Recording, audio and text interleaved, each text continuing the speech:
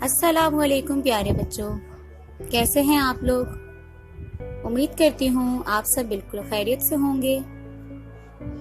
बच्चों, जैसा कि आप लोग जानते हैं, आज हमारी उर्दू अदब की क्लास है और उर्दू अदब की क्लास में हमने पिछली क्लास में अपना नया सबक शुरू किया था, जो कि सबक था सबक बड़ा आदमी। और ये सबक किस शख्सियत पर है? कायदे आजम मोहम्मद अली जिन्ना की शख्सियत पर है। तो इस सबक की हमने पिछली वीडियो में पिछली क्लास में बुलंद ख्वानी और वजाहत की थी। आज हम इसी सबक बड़ा आदमी के काम की तरफ जा रहे हैं। तो सबक बड़ा आदमी का जो पहला काम है मिकाते दोयम में, वो है हमारे पास मुश्किल अल्फाज। क्या काम है?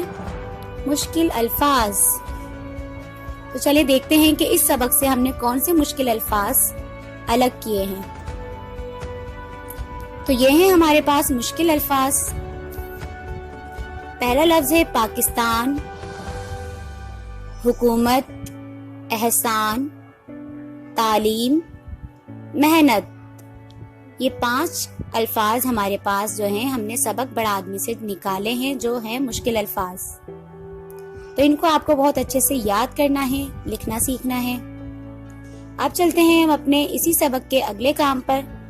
तो अगला काम हमारे पास सबक बड़ा आदमी का जो मौजूद है वो है अल्फाज मायने। क्या काम है?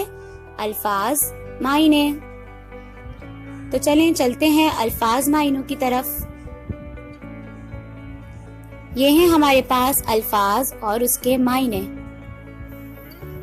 पहला लफ्ज हमारे पास है हुकूमत। तो हुकूमत किसे कहते हैं? हुकूमत के मायने हैं सल्तनत। हुकूमत के मायने हैं सल्तनत। दूसरा लफ्ज हमारे पास है कहानी। दूसरा लफ्ज हमारे पास है कहानी।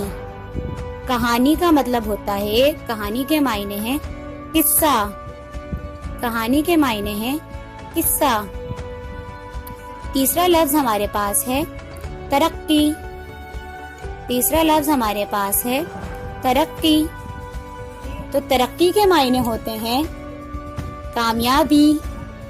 तरक्की के मायने हैं कामयाबी। और चौथा लफ्ज हमारे पास है एहसान। चौथा और आखिरी लफ्ज हमारे पास है एहसान। एहसान के मायने हैं किसी के काम आना। तो बच्चों, ये थे हमारे पास सबक बड़ा आदमी के अल्फाज मायने। इसके बाद हम चलते हैं इसके अगले काम पर, और अगला काम हमारे पास मौजूद है सवाल जवाब। क्या काम मौजूद है? सवाल जवाब। तो ये हैं हमारे पास सवाल और उसके जवाब।